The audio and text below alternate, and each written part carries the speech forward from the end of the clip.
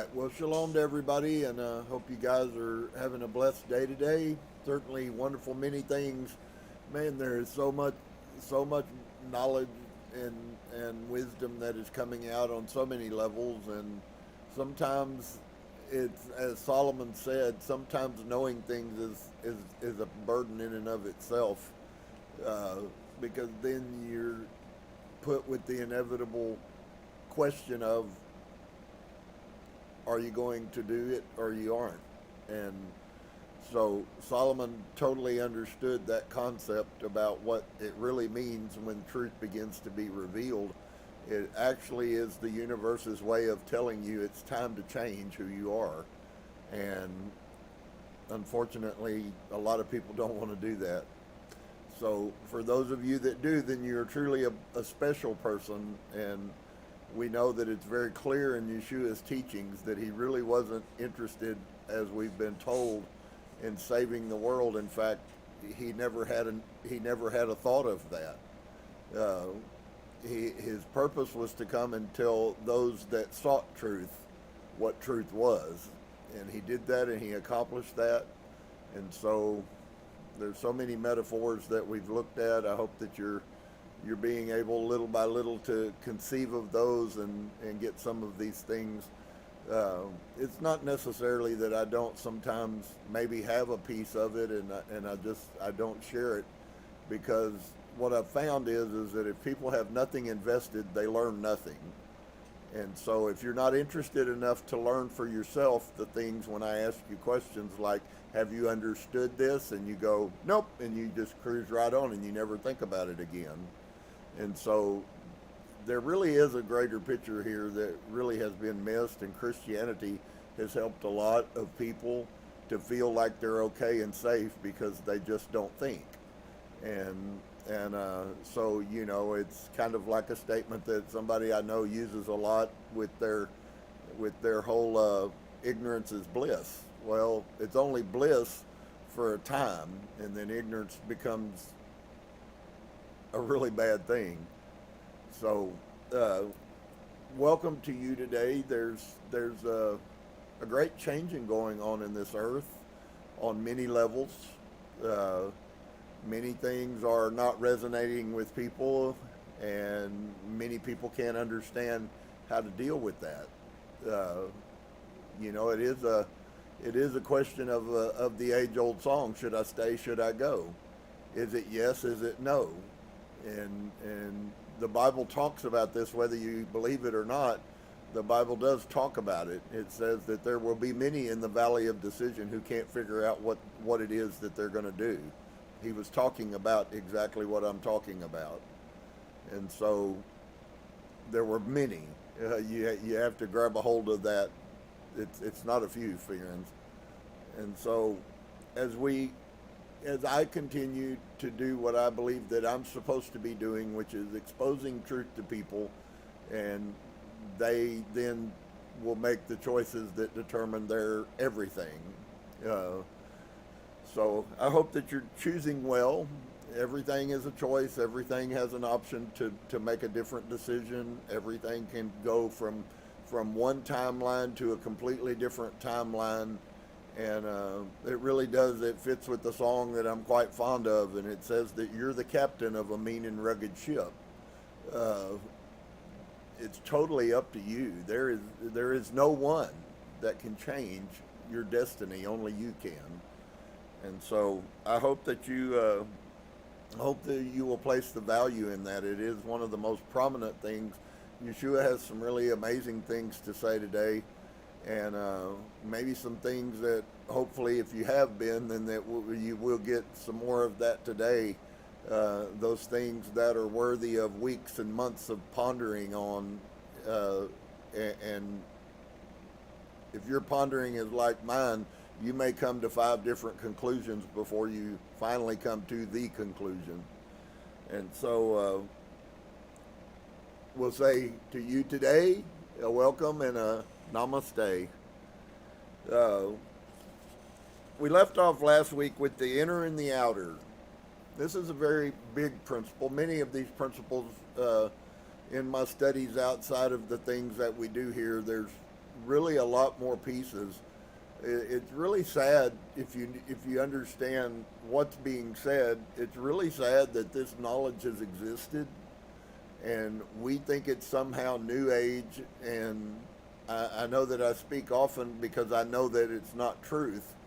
I speak often against some of the precepts of the New Age, just so you understand. People 200 years ago were speaking against the New Age spiritualist movement. They very clearly verified that ancient history says that what's being taught to people as New Age spiritualism is a bunch of bunk. It's as bunk as Christianity is. And so people don't like that because they want something that's easy. You can depend on Jesus to save you, or you just don't care about anything, and you certainly don't care about other humans. And yet the most ancient words that humanity knows is that we can never ascend to any level of height without understanding the relationship between people. And I mean between people as a whole. And so for some, it will never occur to them, and for others, the light will turn on. And when you do, then it'll be a huge blessing to you. Doesn't mean you will be perfect, but it means you have been perfected. And so the inner and the outer. Philip writes, "For this reason," he said, "I have come to make the lower like the upper, and the outer like the inner." Now, I've shared a lot with the Kabbalion, and we get this picture that what's going on in your life is a picture of what's going on in you. If you are in the middle of losing things, it's because inside of you, you are losing something, and that's a wonderful blessing and a warning. But seldom people pay heed to the truths that the source gave us so that we could navigate this universe in an incarnation. And so they just wander thinking everything is happenstance. And the truth is nothing's happenstance. And so Yeshua is the one that's noted as speaking here. And if you understand who he really was, then you understand that there's a reason to give validity to many of the things that he said. Do you have to sort through all the false doctrine in the Bible to find the good? Yeah, you do. But if you're mindless, if you're mindful, then that's not as daunting of a task as it might seem. In many ways, the Bible jumps to life at metaphysical thought processes because, well, they were metaphysical people. And so he said, "I have come to make the lower like the upper, and the outer like the inner." In Christianity, that would mean nothing. In metaphysics, that means everything. Because metaphysical people already have an understanding that your life is dictated by you. We're not just here floating around. And that's where, one piece of the New Age thing is that you just go with the flow, which is nothing but a mindless, stupid statement. Do we sometimes need to go along with things even though we know? Yeah, all of us have to deal with that.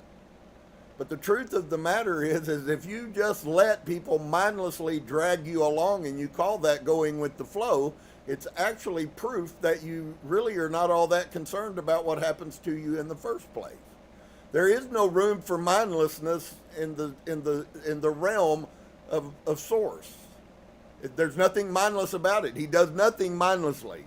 He doesn't go with the flow. Neither does he ask his followers to go with the flow. He asks them to direct the flow.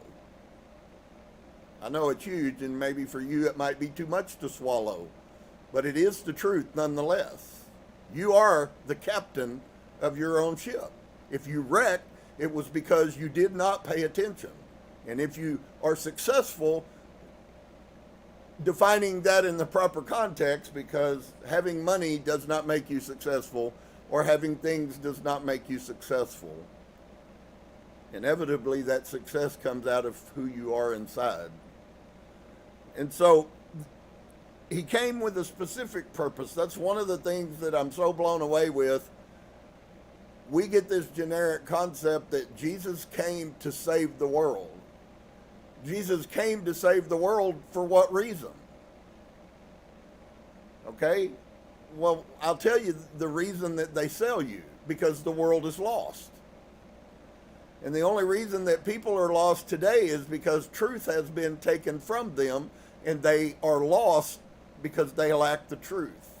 When you have the truth, you're not lost. No matter what you're going through, no matter what you're encountering, no matter how rough things are, no matter how much it seems like something is going on, those are not the things that define whether you're guiding your life properly.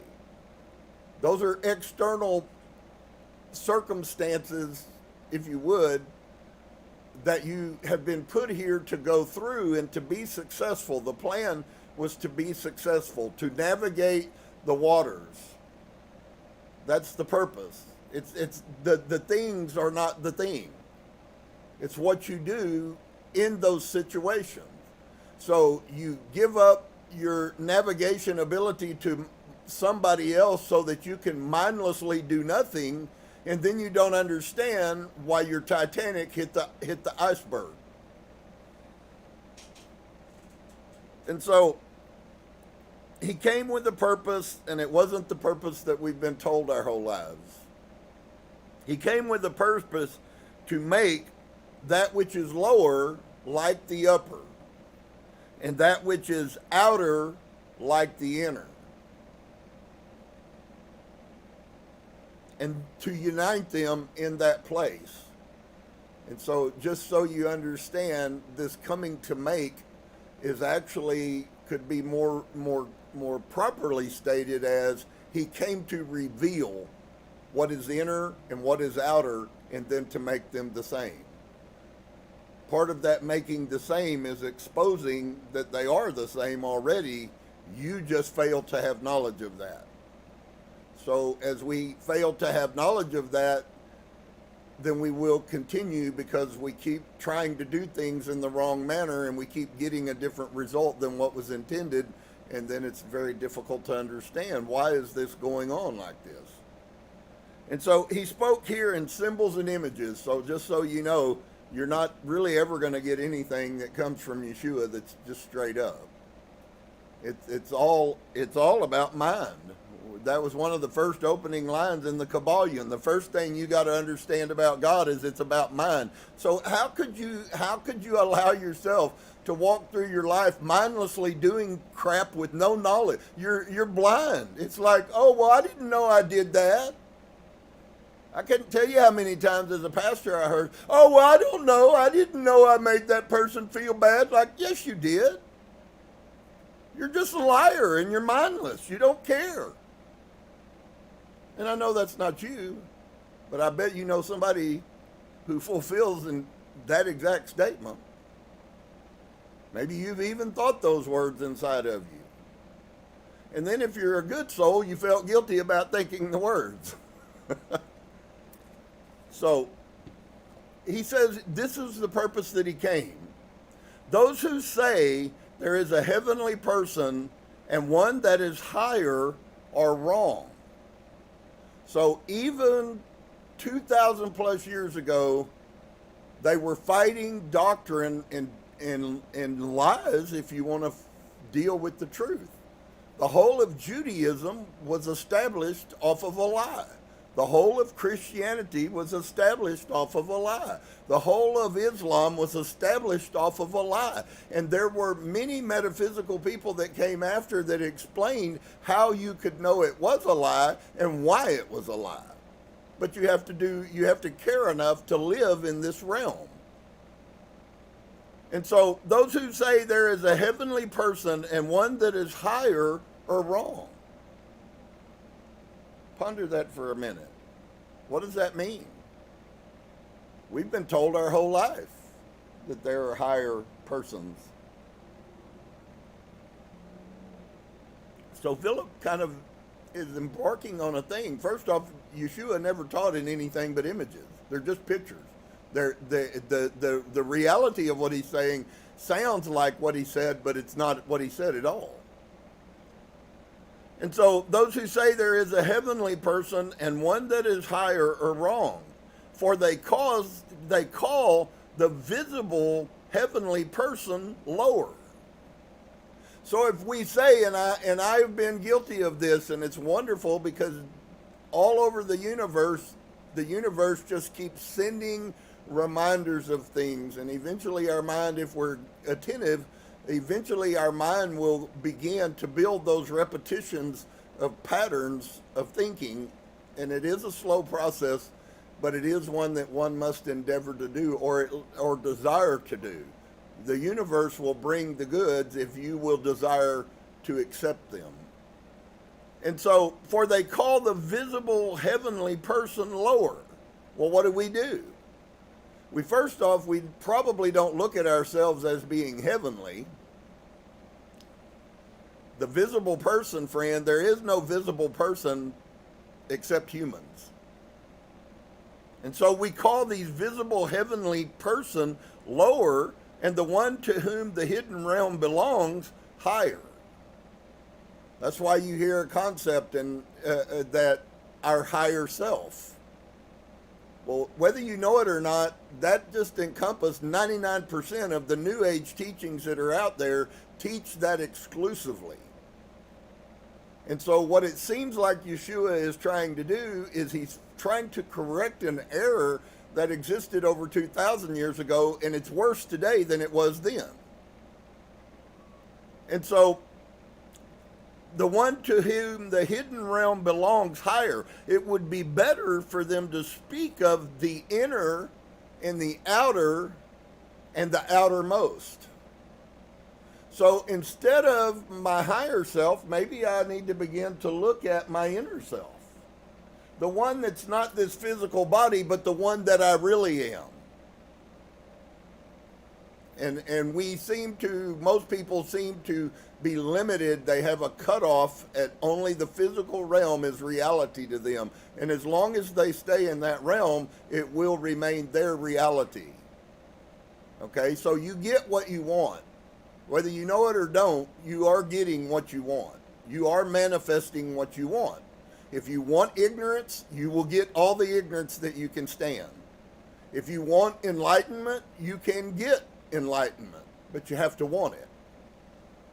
And so most people say they do, but then are not interested in doing the things that bring it about. And so it would be better for us to speak of the inner, the outer, and then the outermost. For the Master called corruption the outermost darkness. And there is nothing outside of it. So we have our inner self, and then we have our outer self, and then we have the really far out self, which is darkness. Totally changes for me. It did for me anyways. I don't know if it will for you. But it totally changes 99% of the things that Yeshua talked about that we were told was him telling us about going to hell had nothing to do with what the Christian church prophesied to you as being hell. For the Master called corruption the outermost darkness. So you that do corruption already are, by Christian standards, in hell already. And many people live in hell. Unrepentant, unending hell is their society, because it is the manifestation of the inner, the outer, and then it is the fullness of that which is the outermost darkness. And there is nothing outside of it. Nothing. It's all encompassing.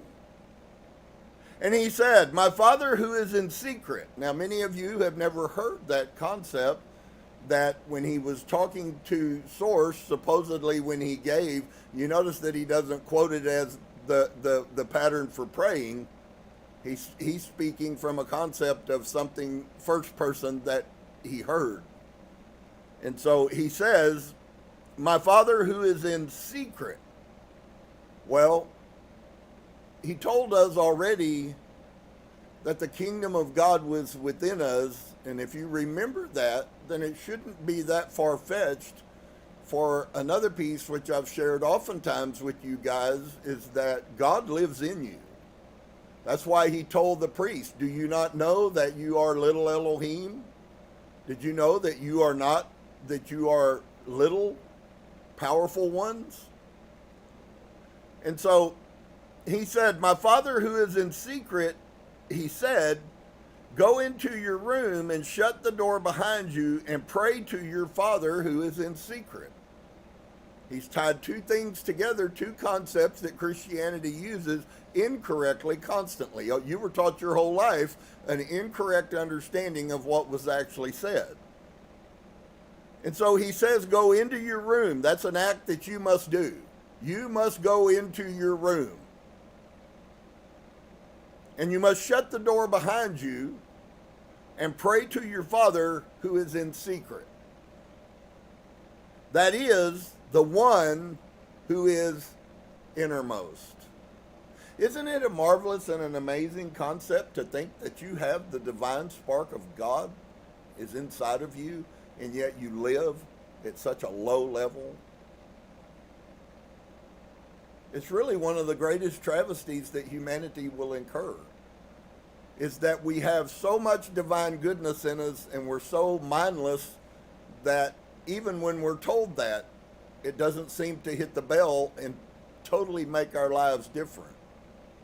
I can't imagine if anything, you know, supposedly it makes lives different, which I never saw this much in Christianity, but supposedly knowing that Jesus saved you somehow makes you a better person. But all the people I knew, and I knew thousands of them over a lot of years, that in many cases were worse than the people who swore no allegiance to Christianity. Their virtues weren't any better. Their character wasn't any better. I'll never forget the time I said something about I was a Christian to a business person on the phone, and they said, sir, our business is done. I do not do business with Christians. And I said, oh, really? Well, why is that? And he said, because they're all a bunch of liars and thieves. That was prior to me being in Christianity, and I was shocked. I was shocked. I was under the impression, as a sinner, I was a sinner. I was under an impression that Christians really were good, right people with good moral character, and they were the ones who upheld the light. But that's not the perception of most people. And so he said, go into your room and shut the door behind you and pray to your Father who is in secret. Well, what is he saying here? Is he saying, as I've had people that were in my church that would tell me, oh, yes, Brother Rob, I went into my bedroom and I went in my closet and I closed the door and I prayed. A literal human concept. And that is the one who is innermost. So why are these texts beneficial? Because if we ever get to a point that we receive full understanding of most of the sayings and the teachings of Yeshua, which really, by virtue of how much the New Testament is actually a very minuscule amount of what's written. And most of it was the made-up part of the story. But you get his words, and they're powerful, whether they're in the Gospel of Thomas, or whether they're in the Gospel of Philip, or whether they're in the book of Matthew, as a quip taking out of something else that he said and twisted amongst a false doctrine. The words that he said still possess power. And so that is the one who is innermost. So who then are you supposed to be praying to? Who is this God that you serve? Many people haven't been mature enough to stop and ask themselves this question. Who is God? If you know so much, tell me if you can. Who is God? Because I'll tell you today that the only way you'll ever meet God is by going inside of yourself.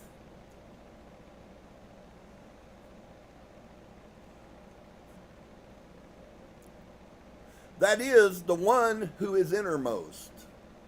So now let's see if we can kind of get a little quick synopsis of Yeshua's words. We are the light of the world.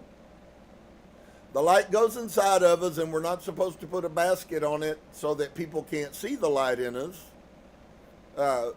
We're not to be a city on a hill with great brightness, and yet we cover it up. And to find that brightness, we must now go inside of ourselves, because that brightness that exists in us is the divine spark of the Creator. And we have need to talk with that Creator.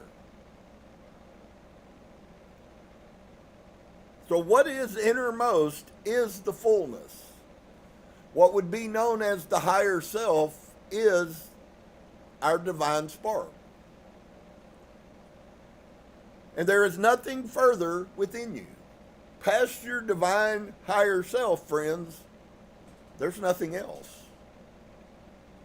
So you are either base, you are either imperfect human, or you are higher self, or I will say it like this, even though it goes a little further for most people to be able to deal with, you are God. And this is what they call the uppermost. Well, there's a reason that everything is mine. What is the part of your body that is uppermost? The part of your body is mine. Why were we created with our uppermost part in the uppermost part? Because that's where the greatness lies in humanity, is in the uppermost part. In other words, a picture signifying that God is mine, and if you will be God, you will be mine. No mindfulness. And so it really is, to be honest with you, it's a message that I have every desire in my heart to help people. I certainly have no desire to hurt anyone, but at the same time, I'm also well aware that the truth sometimes is kind of painful. If you think. Now, if you don't think, it's going to go, the words just go in and out your mouth, and you won't be 5 seconds from now any different than you were 5 seconds ago. I'm not talking to those people, neither do I have all that much concern about those people. They will be what they are. We've been told that. And so, it is what is innermost in you is the fullness. So in other words, this fullness of God lives in you now, even if you're not honoring it, even if you're not searching for it, even if you're not craving to become it, fullness in the way that you act out every day in your behavior. And there is nothing further within. So all of the, it just totally kind of, one statement kind of really poo-poos on a whole lot of this stuff that has been taught in the past, certainly, and it also is really doing the same thing to many things that are in front of it. There is nothing higher than your higher self, which is the God that lives in you. And so before Christ, some came from a realm that they could not re-enter. And they went to a place that they could not yet leave. So before him, they came to a place that they couldn't enter. Wow. Came from a place that you could not re-enter.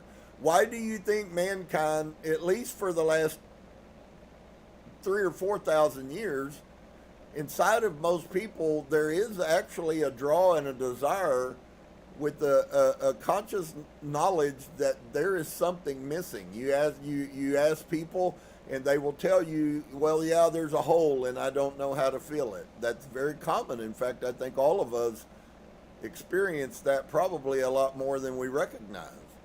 That you are missing something. There's something about you that's not whole.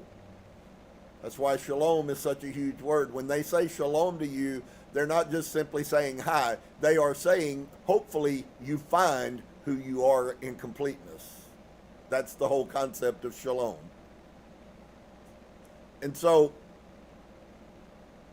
they came from a place they could not re-enter.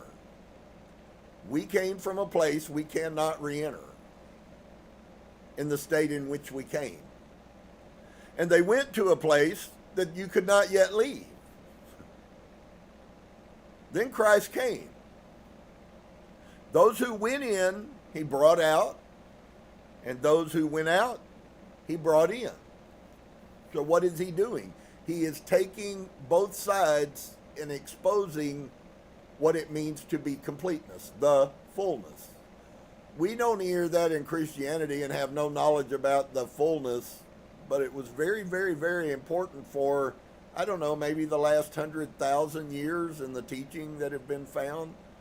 And just as on a side note, I've been trying to continually throw stuff out there for you guys to validate what's going on in the world scientifically.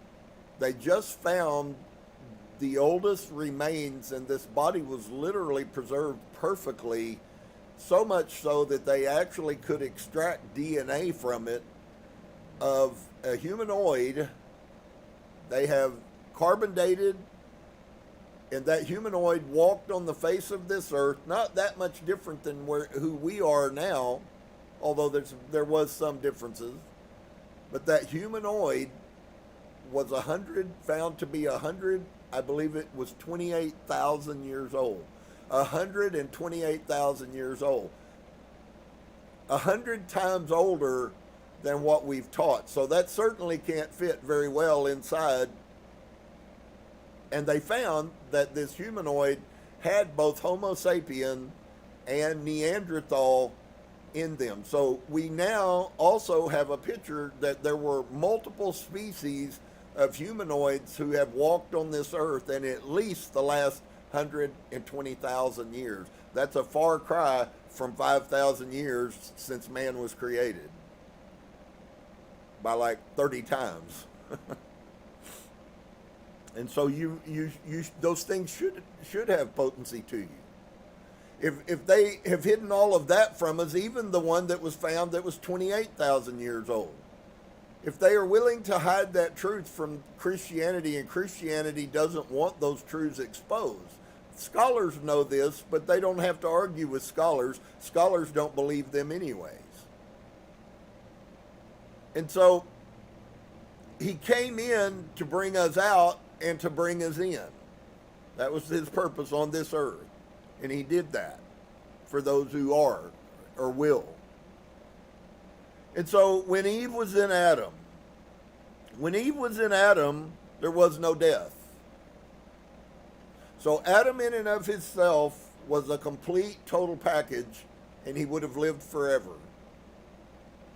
Complete, total package, both feminine and masculine. The masculine without the feminine will die, and the feminine without the masculine will die. I think that there is actually, if we would open our eyes and pay attention, that there actually it's like the end of humanity.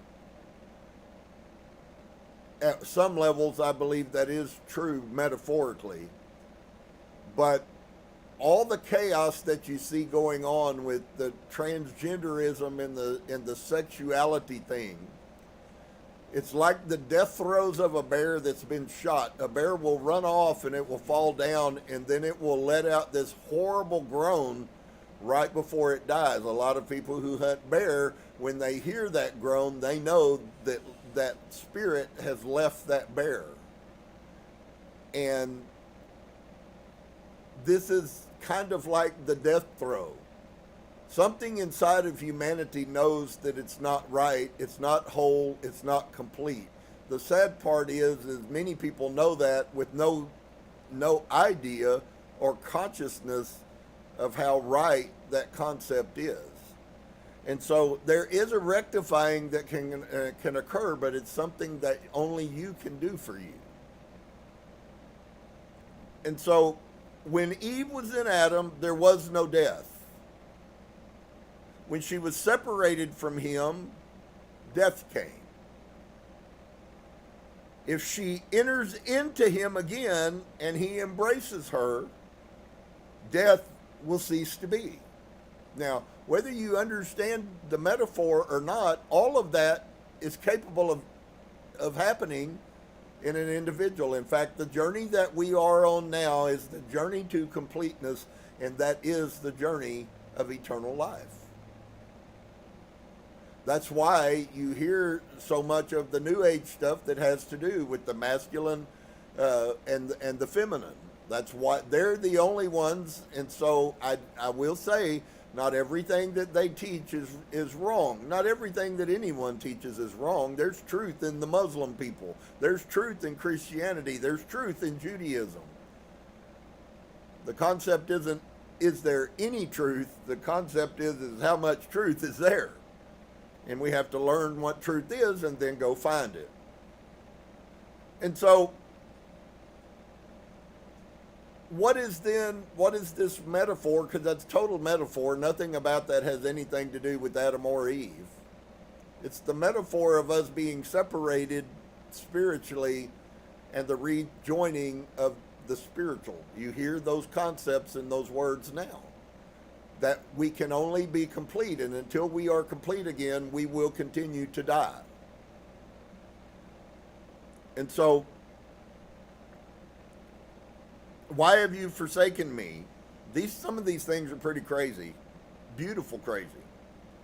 Yeshua said, my God, why, Lord, have you forsaken me? And I've heard so many different interpretations of what all of this was about. It's not even funny. If you would read the Greek, you would find out that the Greek knows everything about everything. Why have you forsaken me?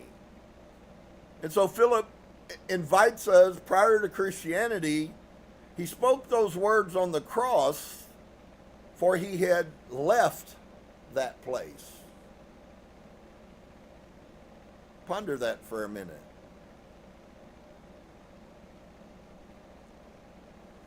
And so true flesh, you'll see that this is all tying into the same, they're pieces of the same puzzle. The master was conceived from what is imperishable through God. The master rose from the dead, but he did not come into being as he was. So the giveaway for you is he did not come into being as he was. The raising from the dead has nothing to do with his physical body. Neither does it have to do with your physical body. Okay? Rather, his body was completely perfect. This flesh was of the flesh and was true flesh. Our flesh is not true flesh, but only an image of the true. So Yeshua only speaks in images and pictures and metaphors and parables, and nothing is ever exactly what he says it is. None of this had anything to do with the cross. The cross was about something totally different. That I am alive no matter whether that body is dead or not. It actually should have been the greatest revelation of awakening that ever happened in humankind. It's that you are eternal. The true Yeshua did not come to save your soul, friends, so you can repent. He came to save your soul by showing that you are eternal, and if you continue to live according to the flesh, actually he said that. If you live by the flesh, you will die by the flesh. He totally says all of these words, and they all mean something else if you're a Christian. So as Mikey sang last week, everything's the same, but there ain't nothing the same. And so his body, the reference is to who he truly was, not his flesh body. In fact, to be quite honest with you, had they knocked the flesh body over and burned it with a gallon of diesel fuel, it would have not changed one iota. When we see Abigail seeing Yeshua come around, there was no flesh involved, but that was the true Yeshua, just as it will be, and even more so as things go. That's why people see family members. That's why there are manifestants. That's why there are mediums, because those things are eternal. The problem is you are psychically so compromised, you have no clue of what reality even is. You believe reality is the person that you see. You believe reality is the person that you live by, and the truth of the matter is that person is exactly who they are. If you take them out of their body, they're still exactly who they were. They still have the same kind of attitude. They still have the same kind of thought process. They still have the same kind of flaws. None of that deviates if your body isn't there. So it could be said then, you are lazy in spirit, and that's why you're lazy in flesh. Or and there's a whole plethora of words that you can use there. Each one of us could do ourselves well simply to ask and find out, first off, what am I? And then you'll know what you are in the spirit realm. You have the opportunity to change that, though. It's not fixed. That was also a choice you made, not somebody else, contrary to the way that we grow up and like to live and blame everybody else for our problems. And so, the wedding chamber. You'll hear a lot about the wedding chamber, and it's actually, in many ways, is very beautiful and very poetic, and yet on other sides, very difficult to understand. Because we're not talking about the room. Remember the room that the Jews use that have the mirrors on the wall and that the people go in and they don't come out, and everybody in the world in Judaism serves them so that they don't have to do anything except go in that room and procreate, and that is the consummation of the marriage. That's only an image of the real wedding chamber. And so animals do not have a wedding chamber, nor do slaves or defiled women. The wedding chamber is for free men and virgins. We are born again. I'm sorrowful. I jumped to the next one. So ponder that. How can you access the wedding chamber? He just told you who will be able to enter that place. The wedding chamber is a metaphor. It's not a room specific that you go. It is a place in spirit realm where you who are free, what is it, pray tell, that this person must be free from? And therein lies the key to the parable. There are many people who are not free. There are many people that are still in bondage to their minds. And while we do have the option to change that, doesn't necessarily mean that all will. Although, to be sure, there will be many that will choose to do that. And it is a journey, and it is sometimes perilous and has struggles and all the things we don't like to deal with, but they're all part of it. It's really funny. Everybody I hear talks about all the negative and the positive and words that you say and all of these things, and while I do believe there is some truth to that, I don't think that it is quite like most people would perceive it to be. Because to be quite honest with you, most of the enlightened people that I read, most of those people constantly suffer. Yeshua came and constantly suffered. And so for me, maybe not for you, maybe you still need the Jesus pat you on the head and tell you everything okay version, but that's not me, and neither do I desire that. But the journey of finding truth is very expensive. In fact, not only is it expensive, it costs you everything. John the Baptist was not telling people what Christianity told you John was saying. John actually was speaking a very strong, profound metaphysical sense when he said that I must decrease. Ego, and the list goes quite long of what John was talking about. It's unknown to us to a large extent, and yet it's funny because I hear these statements coming out of these different people that lived with Yeshua that tell me that very clearly what we're seeing manifest is in fact the truth. You must decrease. If you're still hung up on you, then you're still hung up. You're anything but a free person. In fact, you live in bondage to your own ego, your own self-centeredness, your own mindlessness. And all of those are really negative things. They're really negative things. They are going to destroy you. Nobody's doing it to you except you, and you're also the only one who can change it. But that comes through conscious awareness of who you are. And if you're scared to look at who you are and be honest about it, then there is no hope for you of changing. You will be one of the ones Dolores Cannon talked about, that God is going to separate the enlightened people from the unenlightened people, and they will never see each other again, ever. What we're living in, friend, is the culmination of that thing right now. And there are people that are in your timeline God will take out of your timeline, and they will never manifest in your life again. It's okay. Let them go. Animals do not have a wedding chamber, nor do slaves or defiled animals. So first off, we find a very clear picture. We must first off, we can't be an animal. You could give the conceptualization of a mindless person as being an animal.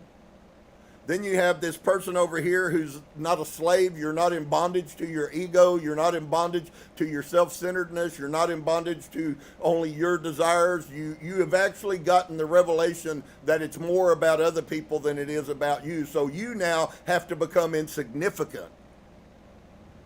And that's exactly what's going on for people who are waking up.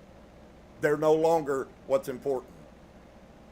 And you can be real honest with yourself if you choose to. You'd be amazed at how much different it will make you view the world. It's exactly what John the Baptist was talking about. And then defiled women. And of course, we've already heard about corruption in the outermost. And so the wedding chamber is for free and for virgins. We are born through the Holy Spirit. And we are conceived through Christ in baptism with two elements. We are anointed through the Spirit, and when we were conceived, we were united. Now, listen to that concept.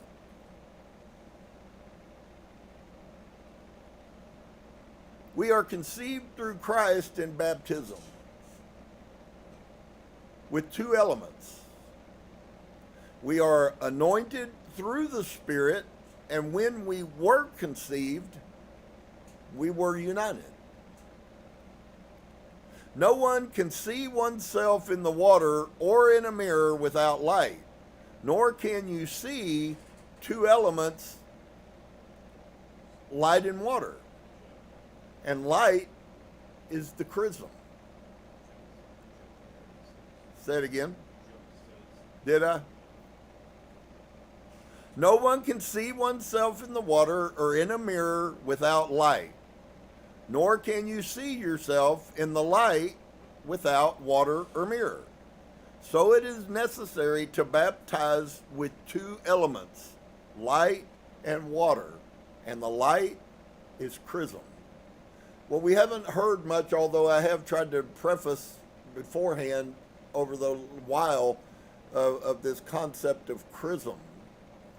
And it's very important to them, this concept of chrism. It actually is to do with the anointing. When this picture, this metaphor in which we're looking at begins to, I guess when we begin to see, when these things begin to come and everything is slow and gradual, it seems like. So when light begins to come, then we can begin to see in the mirror. Is that why that metaphysical teaching is always about you looking at yourself? Because as the light comes, before the light came, you had no hope of seeing yourself. Okay? So the fact that before you started to begin on a journey of enlightenment that you didn't see yourself, that's not surprising. You were walking in darkness. But now if you're not walking in darkness, you should begin, as the light begins to come up, you should begin to see what? What is it that I need to see when this light comes? I need to see me. Not everybody else. I need to see me. That is the most important part in the whole journey. Is that you see yourself for who you truly are. And that's a horrible, daunting fact. Friends, do you know how many people live their lives and they're horribly unhappy and disappointed because they know that their behaviors are not acceptable in a knowing, not even knowing what acceptability is. They just know that I'm not acceptable. How did they know that? Who was it that was telling them inside of themselves that they weren't acceptable? And I'm going to tell you, the people that I've met that struggle with that the most are the ones who struggle the most. So is there a correlation? It's a question that if we care, that we will ask ourselves. Doesn't mean it's going to change the world and revolutionary-wise you're all of a sudden going to be Yogananda. It's not like that. Yogananda spent many lives searching for the truth before he came to the completion of it. But there's a reason why we're here in this life now, and the truth is being exposed to us. And we lived another life, and the truth may not have been exposed to us. Or if it was, we didn't recognize it. And so no one can see oneself in the water or in a mirror without light. Dig that. So I hope that this gives some people some comfort that I'm not trying to be mean and beat on people. It's not that kind of a thing, and that spirit isn't in me. I don't want to hurt anyone. I actually want to help people, but I have to tell you, friends, if we're not willing to be honest with ourselves and look at who we truly are, there is nothing that's going to change in our life. Because the change that happens that you're creating only happens when you quit creating it. And if you can't see that you're creating it, you're just going to continue the cycle and you're never going to stop it. I'd love that there was another way, like Jesus died for you, so if you take a bath in his blood, all of a sudden you're perfect. But it's those pieces in the Bible were just metaphors. He will wash you white as snow. Didn't mean that if you'll go up under him and stand and let the blood run on you, all of a sudden you become white. Nor that he threw you into the dyer's batch and he threw all the people into the dyer batch and some came out that were white. So, you cannot see yourself in the light without water or mirror. You cannot see yourself in the chrism. You cannot see yourself in the anointing. You cannot see yourself in the Spirit. You cannot see the true you.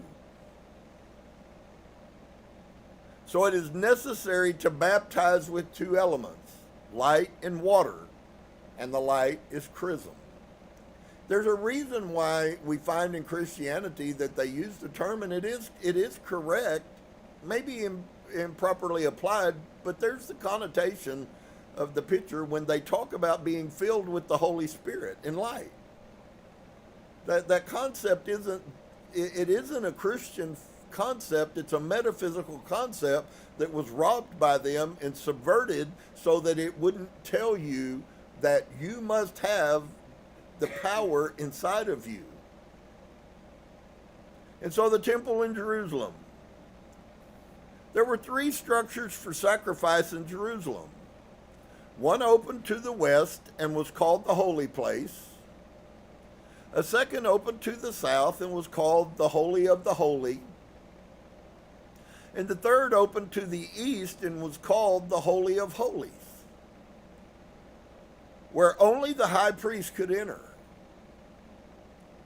The holy place is baptism. The Holy of the Holy is redemption. And the Holy of Holies is the bridal chamber.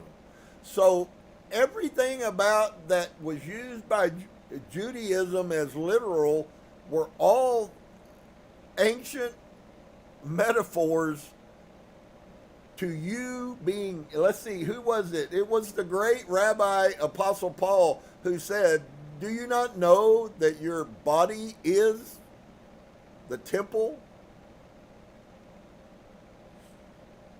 So here's the thing. It's exactly the same words, and yet once you begin to get the understanding of these things, everything begins to change. You have a place inside of you of redemption. You have a place inside of you. All of these things are the temple. What is the temple? He's telling us about the 3 places in a temple. He's telling us about the 3 places that exist in you. You have the power of redemption in you. And so the holy place is baptism, which could also be called in a concept of submersion. So to be baptized in the Spirit means that you have been completely covered with the Spirit. And the Holy of Holies is redemption. You have the Holy of Holies in you. You have the ability inside of you to redeem yourself. That is done by the changes that you do that make you the complete and perfect human, which you may or may not be now. And then the Holy of Holies is this bridal chamber, the place of purity where you interact with God, where you intercourse with God, if you would. Baptism entails resurrection, redemption, and redemption is in the bridal chamber.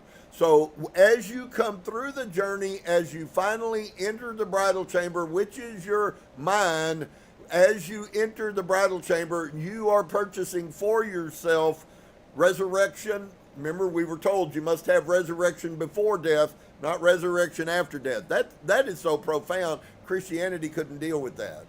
It does you no good. It's not It's not going to matter after you're dead, friend. Your time has gone past. And so I think there's probably a picture here that reincarnation is the outworking of someone who does not find the resurrection, redemption, and by virtue enters into the bridal chamber. Because when you enter into the bridal chamber, that is full enlightenment. And so baptism entails resurrection, which must happen before death, and redemption is in the bridal chamber. All of the fullness of the temple inside of you. Well, if you're a really spiritual person, that really should make your face glow and you should be happy because you already possess everything that you need. The universe is not waiting to give you anything. The universe has already given you everything. Stop and think about that for a minute. I'm going to say these words to you again, and it's so hard for us to believe because so far we feel in many cases, and I feel this, so I'm speaking from my personal opinion. I feel so far away from what I know the ideal is, and yet I know that the ideal is there and that that's what I am to be. And sometimes that's not always easy. It's not always easy to deal with. And then I have what? I have my mind to deal with. You do understand your mind can be your best friend or your worst enemy. Unfortunately, for many people's lives, it's their worst enemy. And so baptism entails resurrection and redemption happens in the bridal chamber. The bridal chamber is within a realm superior what we belong to, and you cannot find anything like it. So until there is a joining in the bridal chamber, friend, you will never be complete. Never. The hole that you feel has been felt since the very beginning of time. Humans have always desired the wholeness which we once possessed. And we are fractured. They're talking a lot in the metaphysical world. Greg Braden and the people in Gaia TV, those people constantly are talking about the fractals and the fracturing of humanity. And if they can fracture you enough, humanity will cease to exist. That's the big concern right now. When they start putting chips in your plan and they take the divinity away from you, there are real world, extremely intelligent people who are scared to death about what Elon Musk and AI are going to do to our society. And the problem is once you get there, you're going to be mindless and you're never going to make it back. There's no way for you. There is no hope for you. So when Dolores spoke 25 years ago about a people that will never be able to find the truth, she was telling you the truth. Now, what brings that about is the thing that you can discuss. Not if it is going to happen. and is already happening and has been happening. So, the bridal chamber is within a realm superior to what we belong to, so it's not in this world. And you cannot find anything like it. These are the ones who worship in spirit and in truth. Remember, Yeshua said that there are those who worship in spirit and truth. Those are the ones who have actually gone to the bridal chamber. Although Christianity would never tell you that. For they do not worship in Jerusalem. So that cuts out Judaism. They are the people in Jerusalem who do not worship in Jerusalem. There are people in Jerusalem that do not worship in Jerusalem.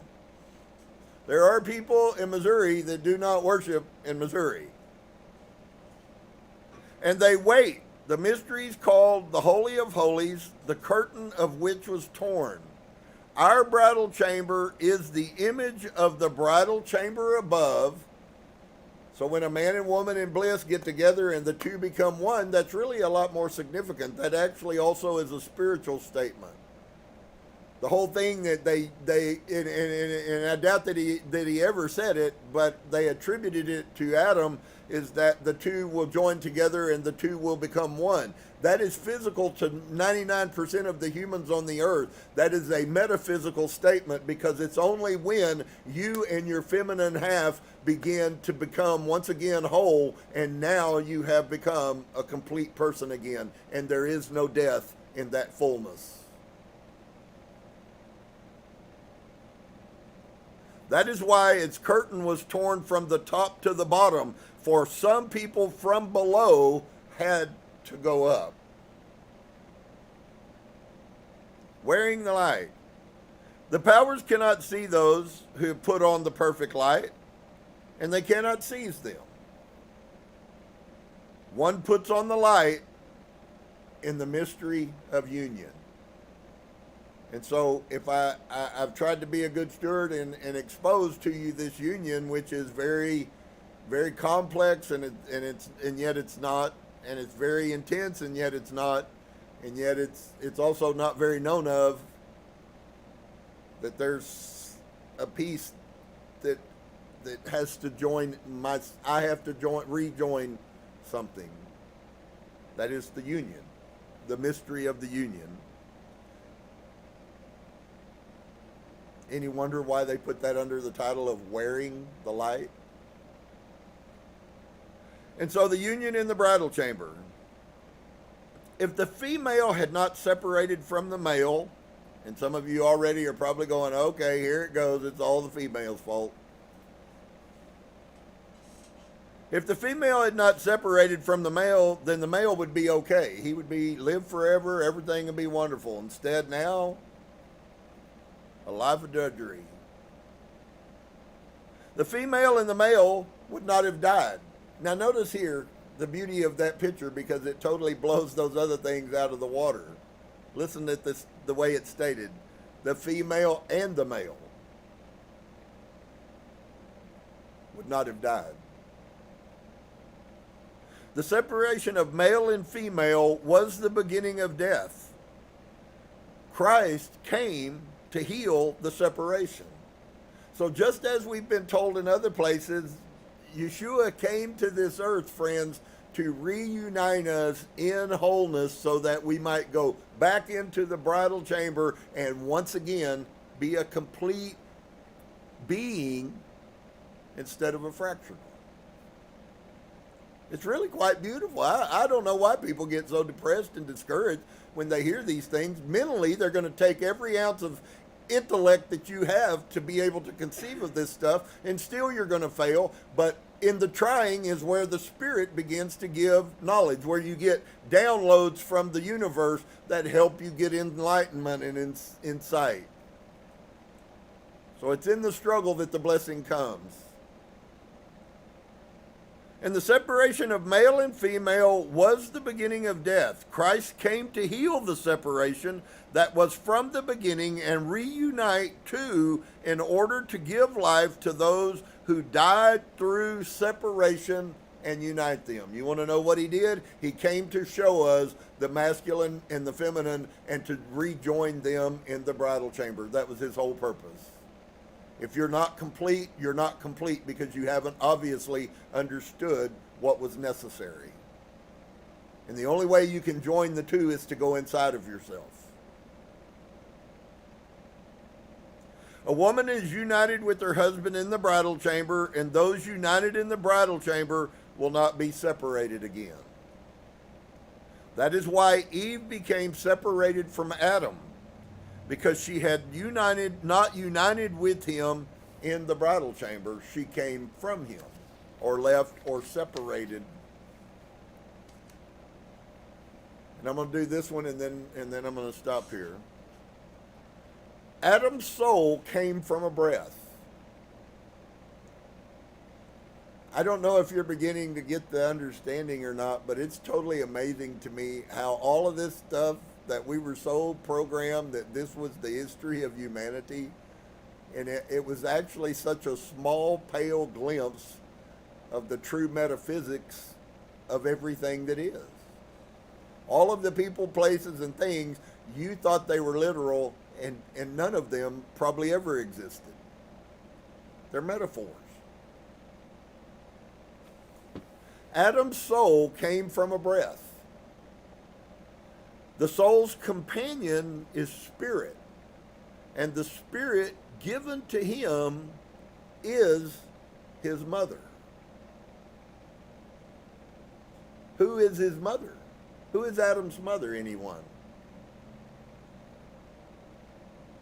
What spirit was given to him if Adam's mother gave him this spirit, which is exactly what you just read?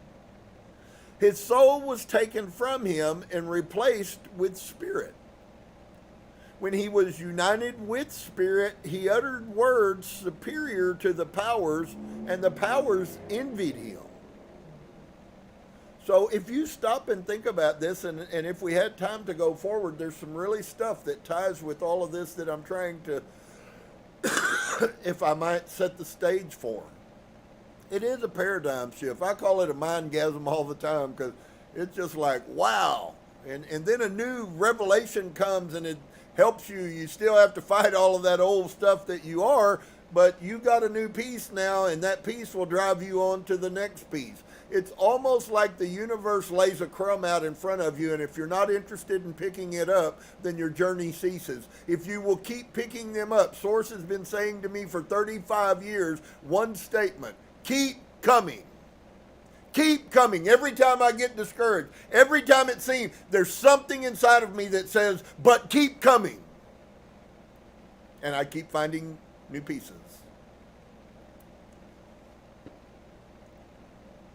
His soul was taken from him and replaced with spirit. When he was united with spirit, he uttered words superior to the powers, and the powers envied him. Can I tell you today, friend, with all love and joy and kindness, we ain't got a clue about what we are. And many never will have a clue. And that's the greatest tragedy, I think, out of all of this. And I'm sure why Abigail said of Yeshua was discouraged and depressed when all of that stuff went on. If you didn't pick that up the other day and the week before, then I'm sad that you didn't pay attention. But Yeshua was discouraged and depressed. They now have come up with a letter. Funny how it happens. I shared that on a Wednesday night, and before the weekend, already something comes through, and it shows a letter that they have now found that has been hidden from humanity for over 2,000 years. And this letter was the only letter that is believed to have been handwritten by Yeshua in Aramaic, and Yeshua is writing to his brother, Yaakov, who they killed very shortly after this by throwing him off of the temple prior to the crucifixion, and he was discouraged because of people. He was discouraged because humanity didn't care enough to get it. That's what your Savior was, his picture. And what does Abigail tell us? Well, he knows he's got to go away because he's depressed because nobody really cares. That's exactly what she just said, friends. I read it to you last Wednesday night. How did a letter that's been hidden for thousands of years from us intentionally, and this girl that was in a past life regression, how did they get the same exact statement?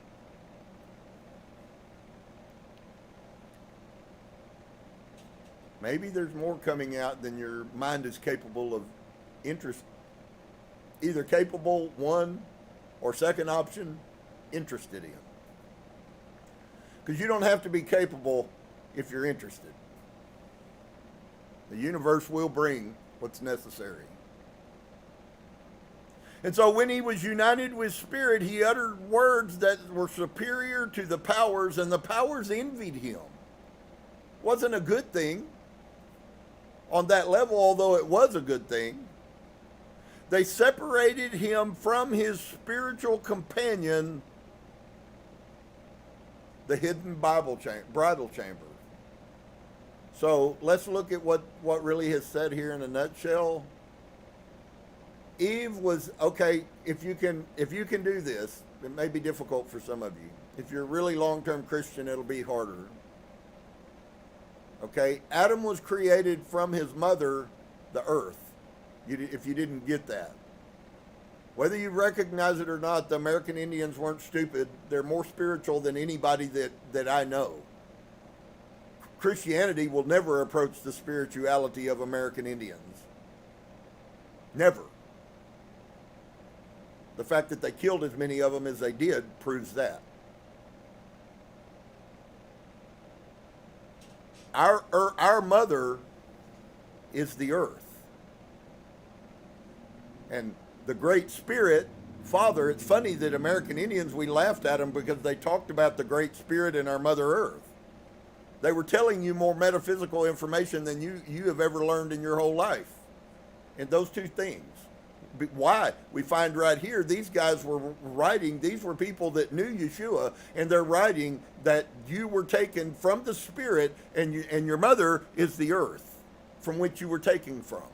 Ashes to ashes, dust to dust. You all return to Mother Earth in the body. And so his soul was taken from him and replaced with spirit.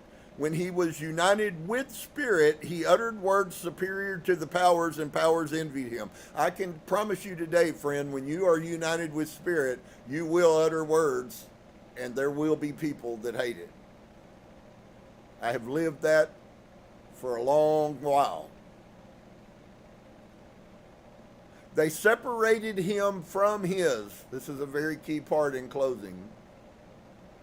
They separated him from his spiritual companion, his feminine aspect. And by doing so, they hid the bridal chamber, the place of God where we become one so that we can be truly the light that we are. And so if that's helped you, wonderful. If that has troubled you a little bit, maybe there's some things that you don't understand, that's also to be expectable. That's exactly what Yeshua said.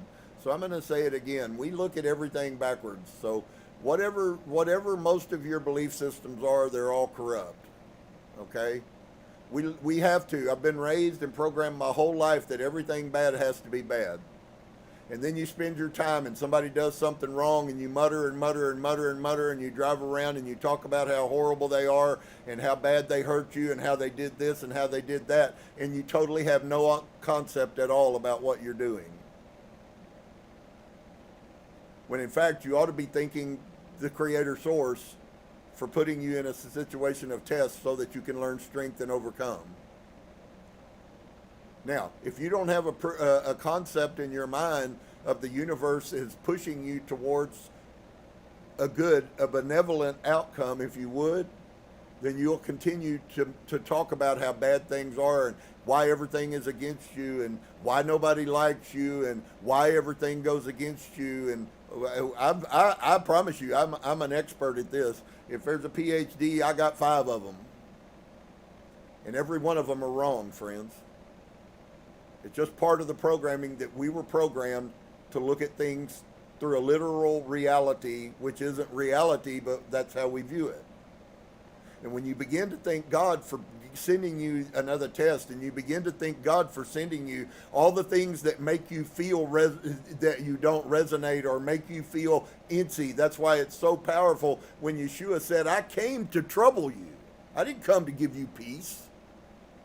Because it is only in our troubling that our minds and our higher self will be pushed to look. Of course, the higher self is not looking, it's waiting for you to look, if you would, if you use that terminology. It already knows the truth. And what a profound statement that I shared a few weeks ago when I told you, inside of you, you can lie to yourself all you want to. You can't lie to me anymore. I call BS. Every one of us know when we're doing wrong. Every one of us, every time, know when we're doing wrong. From stupid little quiet behaviors that you do to other people mindlessly, you know inside of you that you're doing wrong and you're not taking care and loving your brother and sister because you would get mad as hell if they did the same thing to you. You're a liar.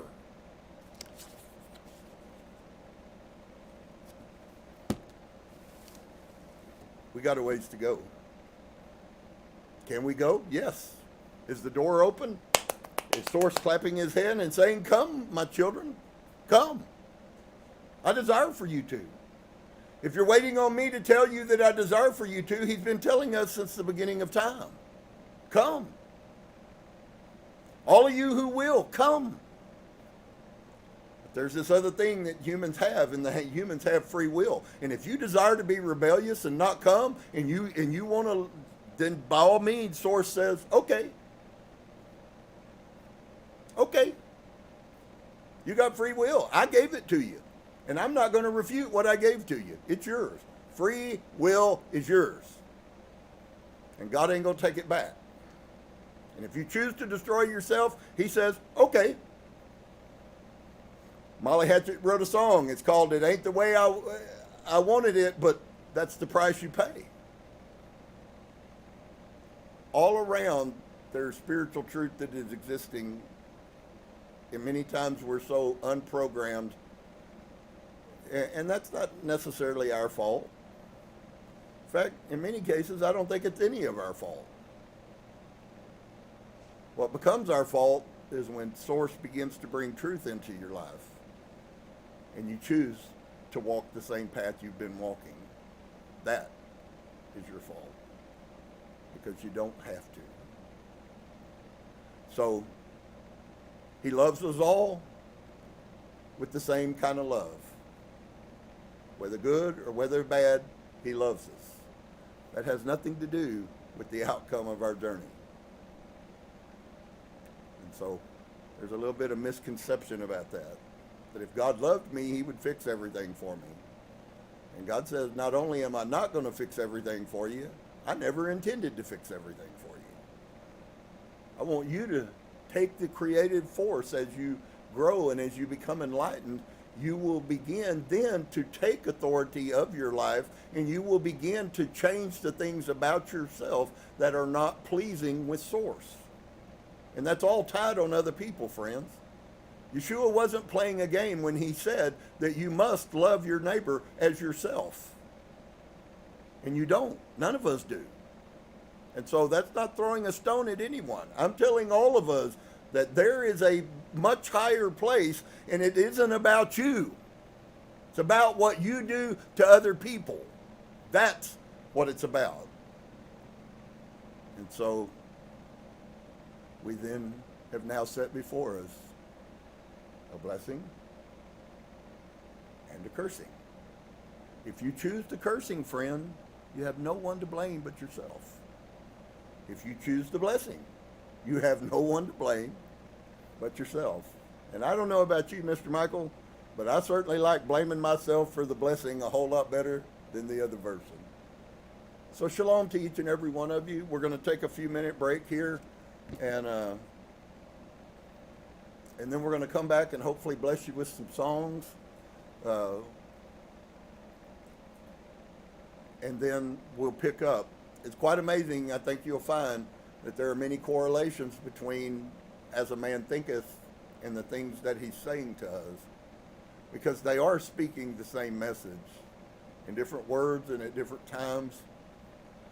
But the message is that we have within us the power to change our life positively. Well, of course we can do the other, but I'm not going to. We have the power to change our life positively if we choose to.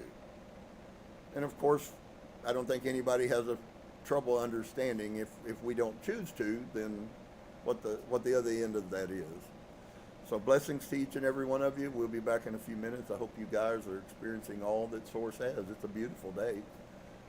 There's so much going on, man. You see it. I see it in the government. I see it in things going on around the world, and I just will go, wow. I tell you what, I said 30 years ago, and I said one day it would prove itself out, so here's a fulfillment of a prophecy for you. I said that we were living in the most exciting time of humanity. I believed 30 years ago that we were living. I didn't realize it had nothing to do with Christianity, but I wasn't there about Christianity in the first place. I was there about God. And so I hope that's your journey too. Shalom.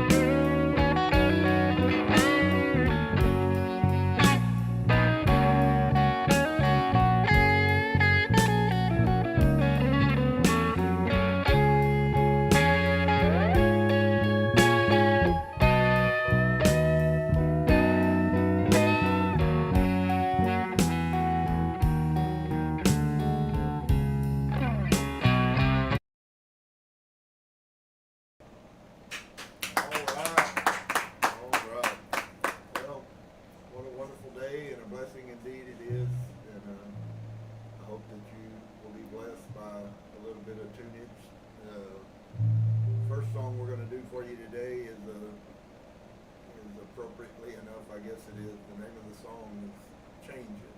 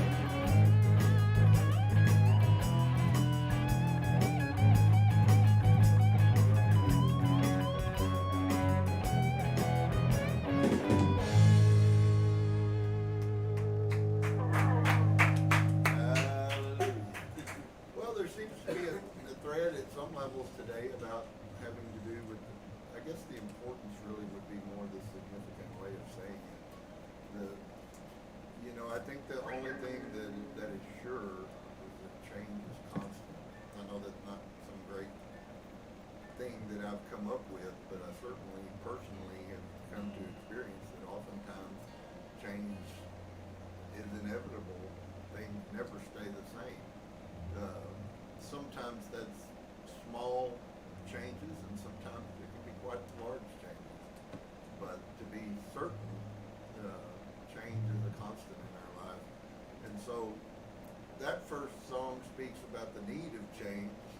get away from our mindless life. And then this next song we're going to hopefully bless you with is a song that talks about how we deal with that. And the song is called Roll with the Changes.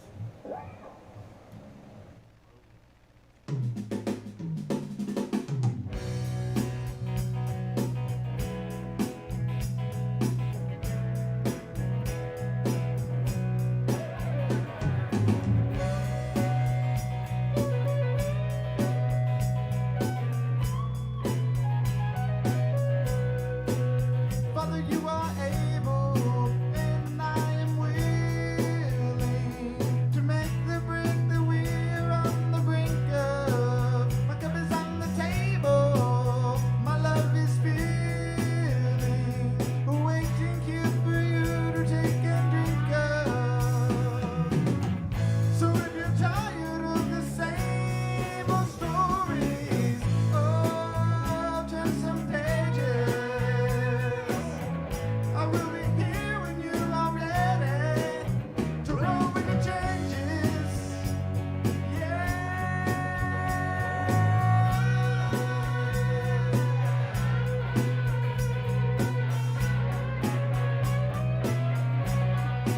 I knew it had to happen, felt the tables turn.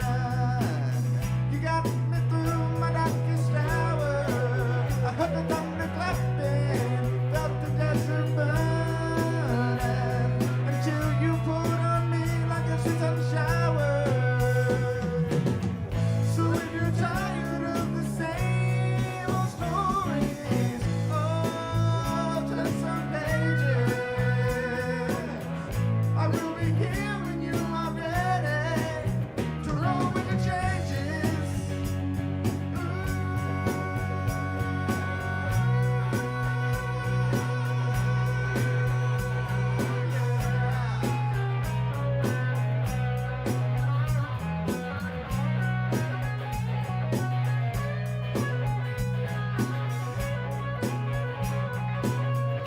So, if you're tired of the same old stories, oh, baby, turn some pages. I will be here when you are ready to roll with the changes, baby. Roll with the changes. Oh, you know, you got to keep on rolling. Oh, yeah. Keep on rolling.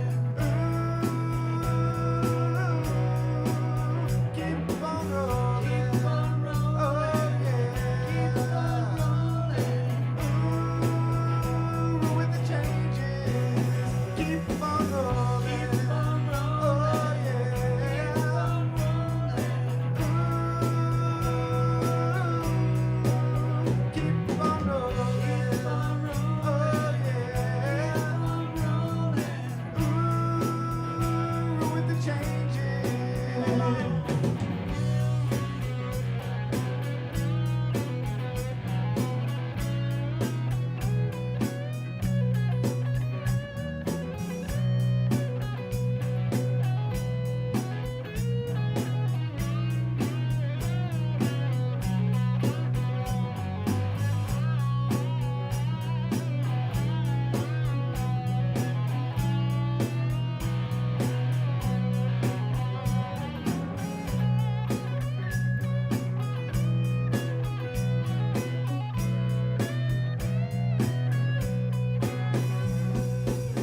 Keep on rolling, keep on rolling.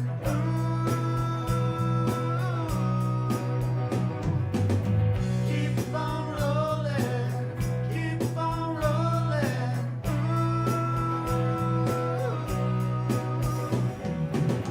Keep on rolling, keep on rolling.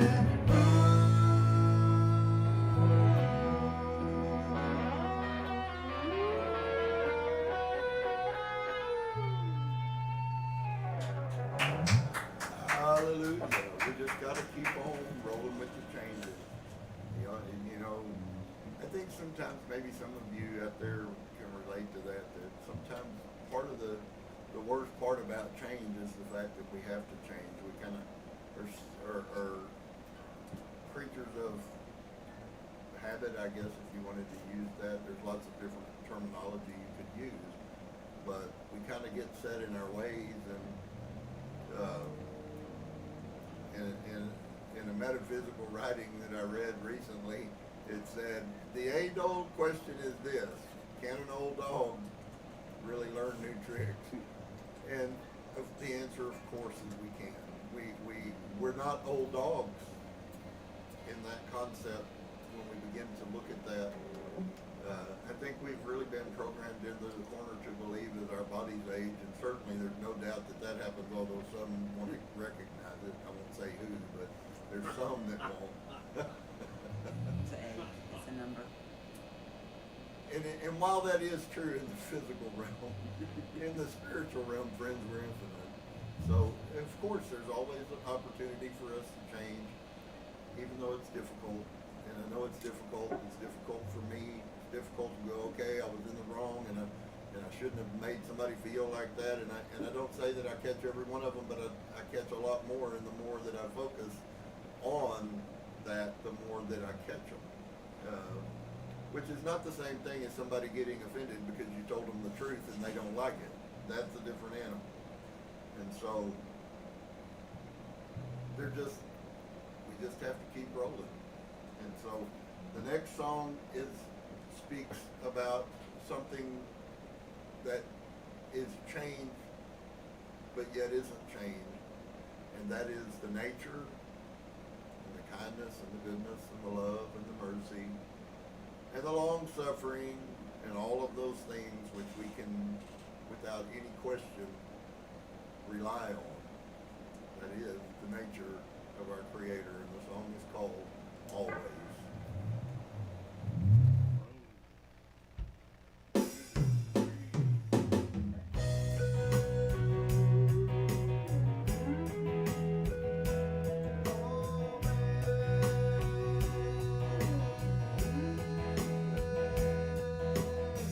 My foes are many, they rise against me, but I will hold my ground.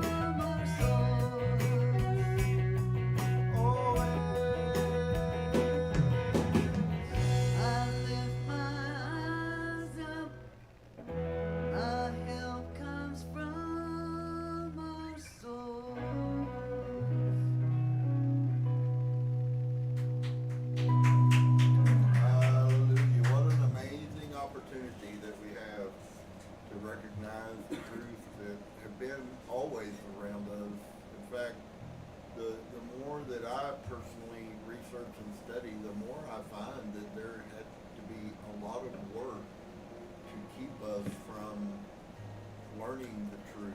That is to say, they expended more energy to hide the truth from us than it would have taken for them to have taught all of humanity.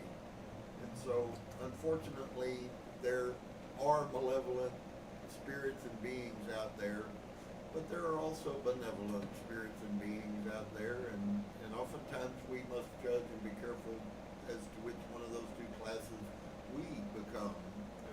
We can become malevolent if we allow our minds, and we also can become very benevolent when we allow our spirits. And so the next song is just speaking about the preciousness, the beauty, the wonderful wonder of our Creator, that He is, some of you may not know the terminology, but kadosh is a Hebrew word, and it means one that is set apart, one that is special. We would use the term holy, and that the value and the loving kindness and the mercy and all of those things that have been shown towards humanity still ring true and still have value. The song is Kadosh.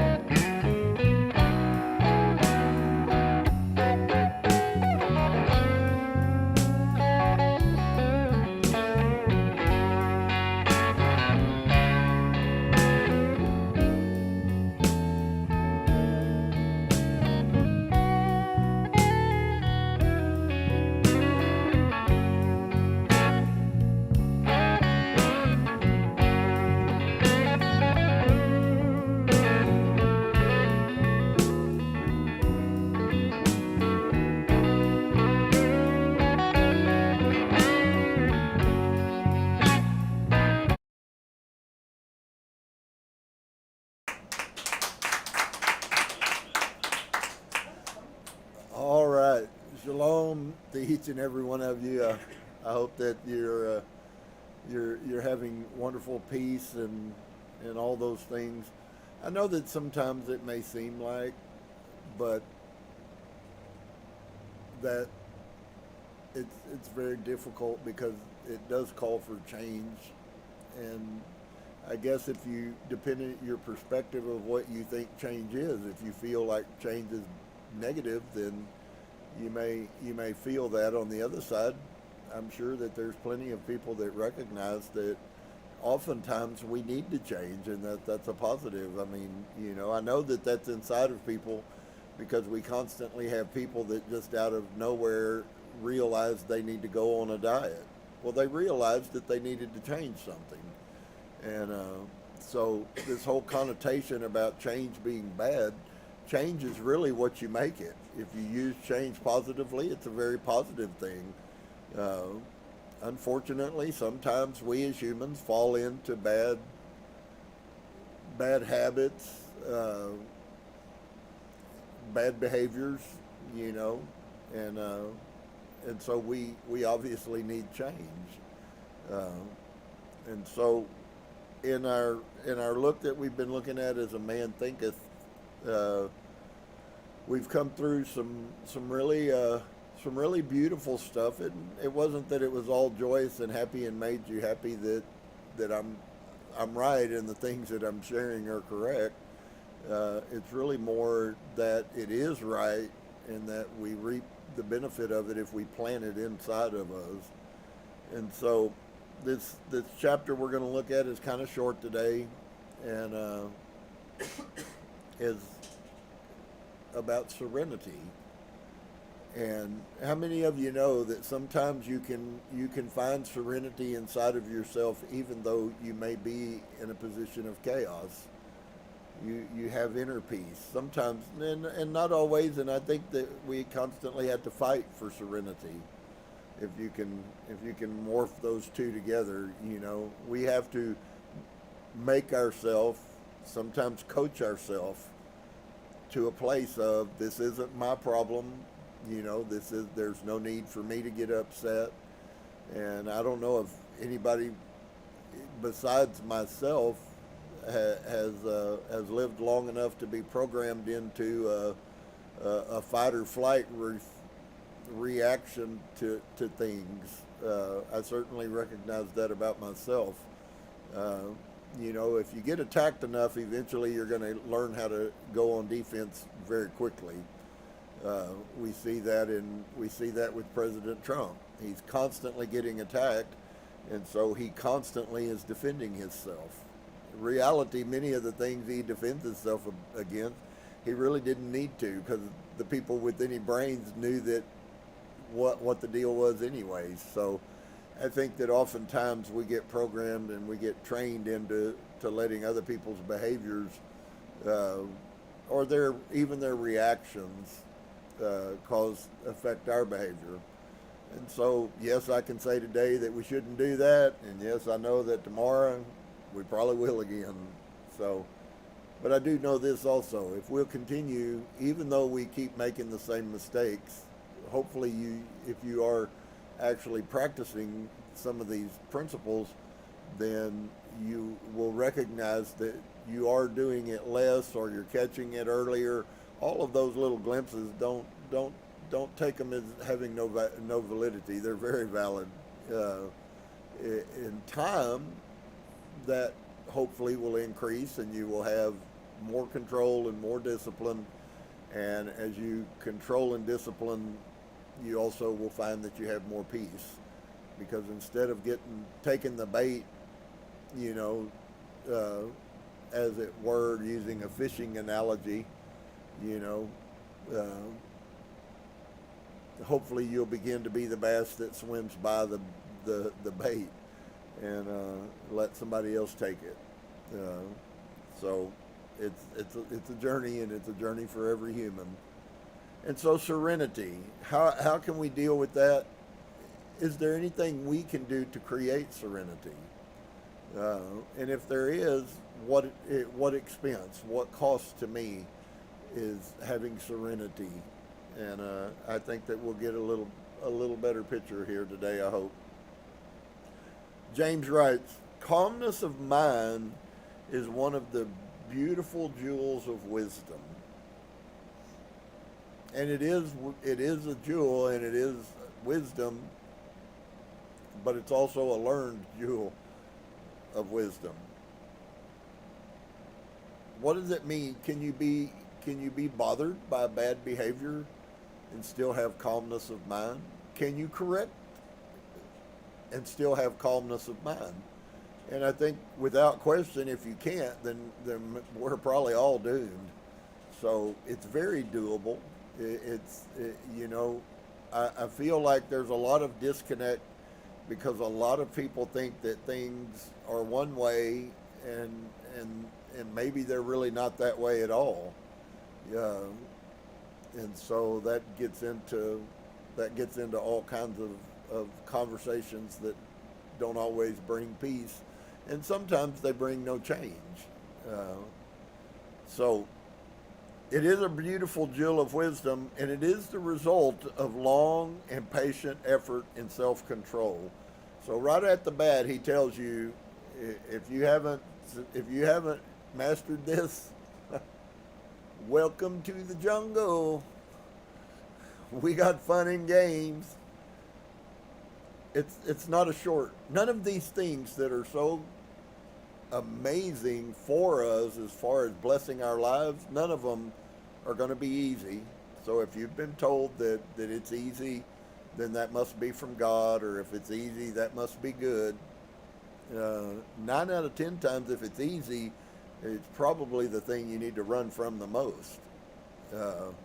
If it was so easy, everybody would be doing it, and the lack of people doing it is an indicator of the reason why. And so it is the result of long and patient effort in self-control. Is it easy to control yourself? I guess that depends on your defining of what easy is.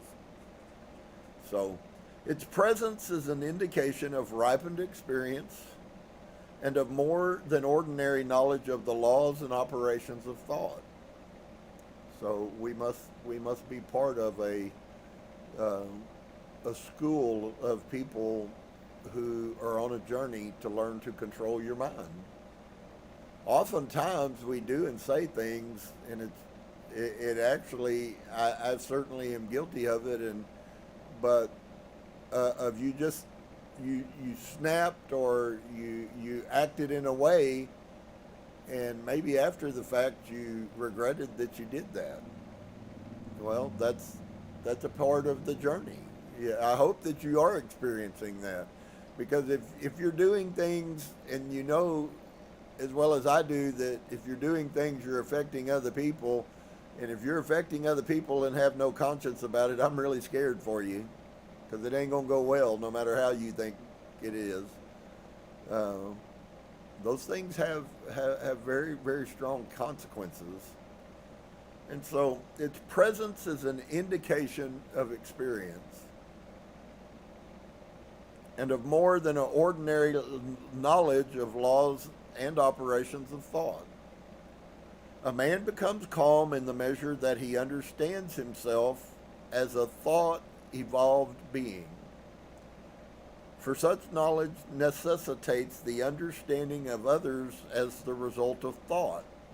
And as he develops a right understanding and sees more and more clearly the internal relations of things by the action of cause and effect, he ceases to fuss and fume and worry and grieve, and remains poised and steadfast and serene. And so if you are not one of the ones who has achieved that, it's a really good milestone to look forward to. I hope that you will. I would love that we learn to function and control our minds on many levels. Oftentimes it is true that we are our own worst enemy. Oftentimes it is certainly true that you know, the pain and the grief that comes into your life, and you had an option not to have it. Now I know all those words are easy to say, but not so easy in the middle of the moment. Sometimes it's very difficult to not say things that you think. And so I think there again, that's something that all humans deal with. Some people are better naturally at it than others are. Some work very hard to get good at it, and then some possess no desire to get better at it. And so you just have to judge where you are in the middle of that. The calm man, having learned how to govern himself. So see, once again, it's back to the same thing, friends. All of this, you know, I don't know.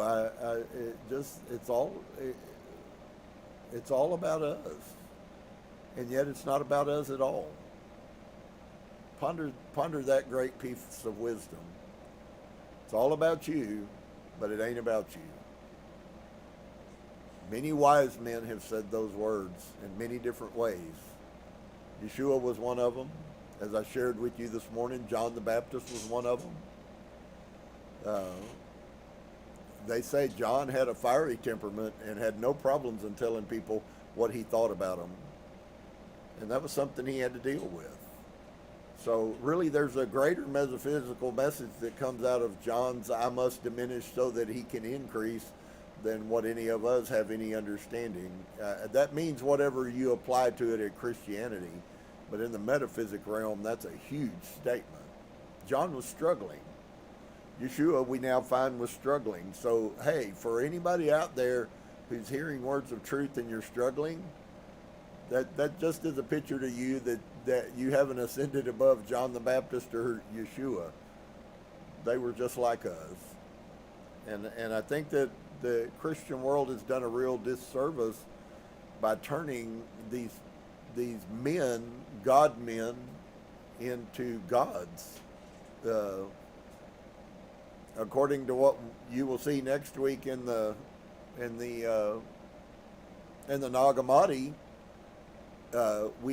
it's actually kind of like a proof of wrongness and corruptness of thought process and belief to believe that there are gods and that we should worship them. That is not now, nor has it ever been enlightenment.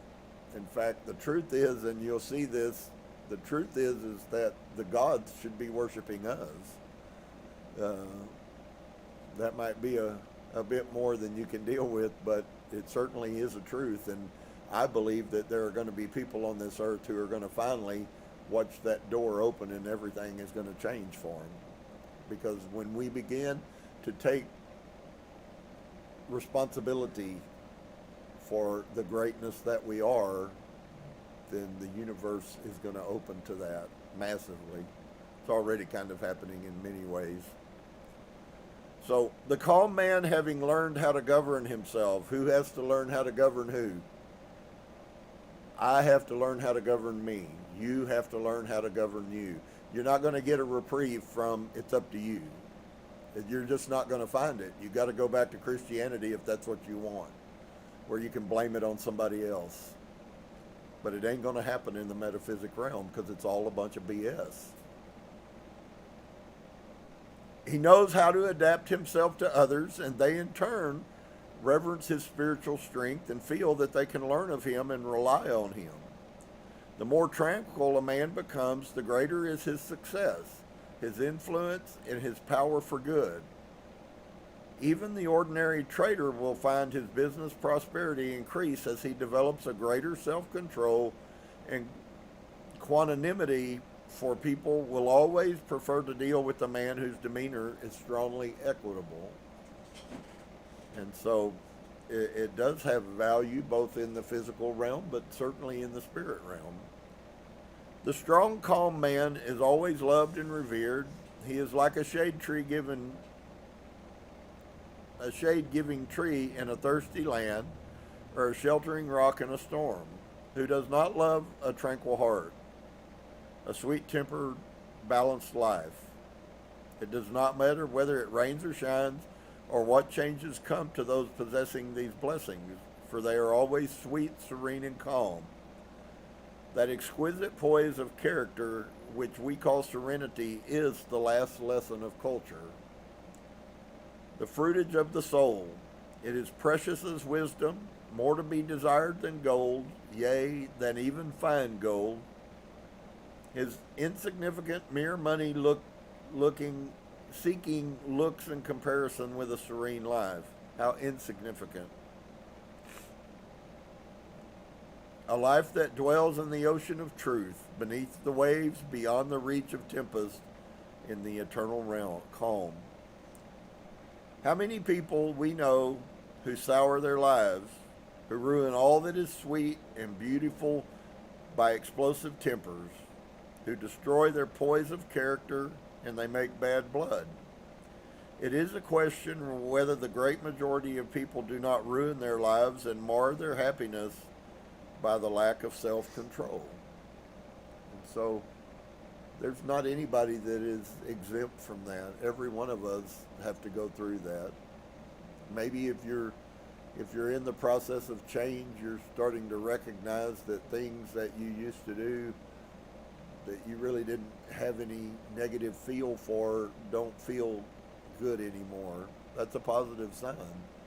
The question really, and I think it's part of it, speaks to the society. It seems like it's very difficult for people to take truth and utilize it because they're too busy trying to exonerate themselves. And I'll tell you, as you grow and as you learn, you will find out that a person of truth doesn't really need to exonerate themselves. There will be people who dislike them. There will be people who call them liars. There will be all of those things. But when you have peace, true peace in yourself, you know what the truth is, and you're not hung up on what those other people think about you. And that's not the same as being self-centered. They're very similar. They look very similar, but they're quite drastically different. One is a condition of the heart. And so a life that dwells in the ocean of truth beneath the waves, beyond the reach of tempest, is the eternal calm. How many people we know who sour their lives, who ruin all that is sweet and beautiful by explosive tempers, who destroy their poise of character and make bad blood. It is a question whether the great majority of people do not ruin their lives and mar their happiness by lack of self-control, which is what I've stated. I've wondered, when are we going to recognize that all of these things are the things that our children are living most of their life without before they finally come to the understanding? I don't think as a society, as humans, I don't think we've matured enough at all to recognize. And yet it almost feels more like a digression. I remember great times when I was a little child, and certainly their doctrine and their belief wasn't, but there are a lot of behaviors you see now, whether Christian or non-Christian, is almost doesn't even matter anymore. But I remember lots of times of people being very kind and giving and loving. And did some people get mad? Yes, people have always had temperatures as long as there's been humans. But there was just 40 years ago, there was a difference in the demeanor of people, and than what there is now. There was a demeanor. You think back about, even though they had fights and frustrations. Now we're finding people fighting in the White House, and politicians calling for the death of other politicians, and we're not there is a sect of this society, friends, that are running downhill as hard as they can run. And some of those people, unfortunately, we call senators and congressmen. The damage those people are sowing into our society is going to reverberate for a long time. Because now we're starting to see people who are starting to listen to those politicians. And I know that maybe you know it, but friends, don't be surprised when you start watching these skirmishes that start turning into gunfights, because if we get to that point in this society where the only way that the federal government can control humans is with guns, we've kind of made the ultimate stupid mistake. So it really is important, and it can have very, very broad-reaching effects on our life. So how few people are met in life who are well balanced, who have that exquisite poise which is characteristic of the finished character. Yes, humanity surges with uncontrolled passion, is tumultuous with ungoverned grief, and is blown about by anxiety and doubt. Only the wise man, only whose thoughts are controlled and purified, makes the winds and the storms of the soul obey him. Tempest-tossed souls, wherever you may be, under whatsoever conditions you may live, know this. In the ocean of life, the isles of blessedness are smiling, and the sunny shore of your ideal awaits your coming. Keep your hand firmly upon the helm of thought. In the bark of your soul reclines the commanding master. He does but sleep. Wake him. Self-control is strength. Right thought is mastery. Calmness is power. And say unto your heart, peace be still. What an amazing thought process. If you don't have that, you might think about putting that somewhere and look at it often. There are many ways to do affirmations, and I haven't said much lately, but please, I just take it for granted those who are going to hear it will hear it and use it, and those that don't. And so oftentimes I leave off of some really important themes, and I don't hammer them every day. It's already difficult enough for people to think that I'm hammering on some holy cow they have, when in reality it's really just a reminding of some profound truth that is affecting your life, and in many cases the fact that you're struggling against it is proof that it's real. But for each of us to be able to learn how, it goes back to the song I said earlier, friends, when it's all said and done, you're the captain.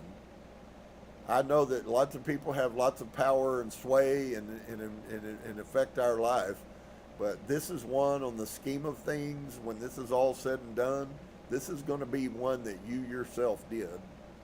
And that could either be a really negative statement or it can be a really positive statement. Depends on how you do what you do.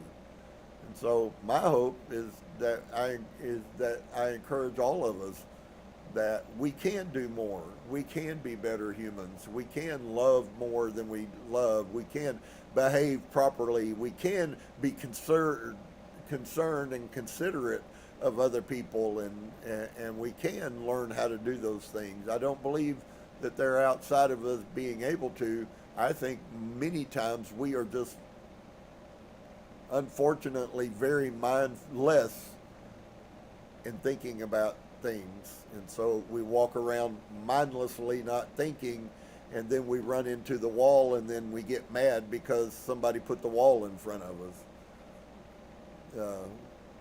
It's up to us to pay attention.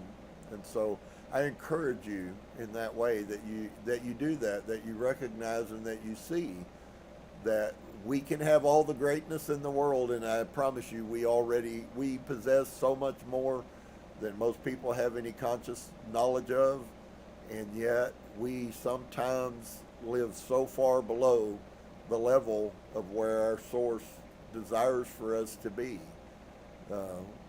I do believe there is an awakening, inevitably what that will look like and what's coming for us. There's way too many things that tell me that while there is an awakening happening, just like the person when you wake them up and they belt you in the eye with a fist, that may not be that off of a picture of what's going on now. because I do believe there are people waking up, but there's a whole lot of people that don't want to wake up. And so I encourage you that you choose for yourself. I set before you this day a blessing or a cursing. You can either be mindful and you can watch your life drastically improve no matter where you live or what your situation is. It doesn't matter whether you're in Harlem, it doesn't matter whether you're in California, and it doesn't matter whether you're in Texas. You are still the one that will determine what your life becomes. And so peace and shalom to each and every one of you. We'll be back, source willing, on Wednesday, and we'll look a bit more at what Abigail has to say. I did want to say, I apologize. We had apparently some glitch on our midweek service. It was posted a day late, but then there was a time space in there where you couldn't hear it. We turned the volume all the way up and you could hear, so I have no clue where the volume dropped out or why it dropped out. But it apparently did, and then it came back towards the end of video. So my thanks and apologies to each and every one of you who spent the time and the volume reduced down like that. Like I said, I don't know why it happened, but it did, and inevitably that made it more difficult to hear. So until then, may you experience, may some of these truths be brought to your mind, and the ones of you that are already putting these principles and listening, I know you're being blessed. I know that you are experiencing real world things that go on, and you go, wow, I know in that situation that my source, my creator was with me. And indeed, the Spirit is always present. Shalom to each and every one of you. We come together and we say today, Namaste.